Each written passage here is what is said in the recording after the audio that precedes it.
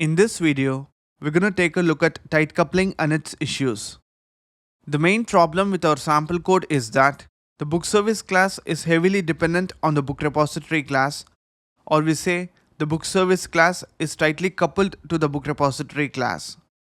Now, tight coupling has several issues. One is that it makes the code hard to maintain. The book repository class currently uses Entity Framework Core as its object relational mapper. Now let's say we want to switch to Dapper. Then we can go ahead and create a new class called Dapper Book Repository that contains Dapper specific logic. But then we have to modify the book service class to refer to the new Dapper Book Repository class. Here we need just a single modification because there is only a single reference to the book repository class. But imagine we had several different classes that refer to book repository. Then we have to modify in multiple locations, making the codebase harder to maintain. Another issue is that it makes it hard to unit test our book service class.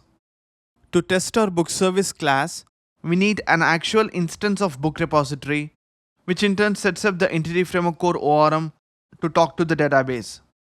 So we cannot replace our book repository dependency with test-specific alternatives, making it difficult to isolate our book service class for testing. Next, our current approach emphasizes a data-driven design. The book service class creates an instance of book repository. So this means that the book repository class needs to be written before the book service class is written. This in turn implies that the data access layer, which contains the book repository class, needs to be written before the business logic layer is written. But in any real application, we should be able to start from the core of our application, which is the business logic layer, and then later implement our data access layer. But that is not possible to do with our current design. The next issue is that the book service class violates the single responsibility principle.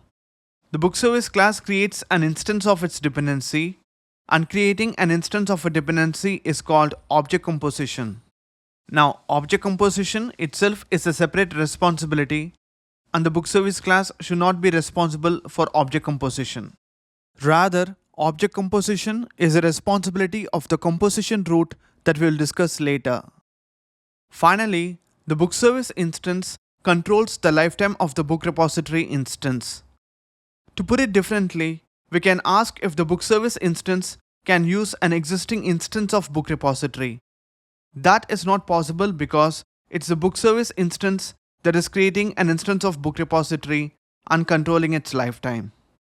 So in conclusion, it's clear that we should design our code to be loosely coupled. So in the next video, we will enable loose coupling by applying the dependency inversion principle.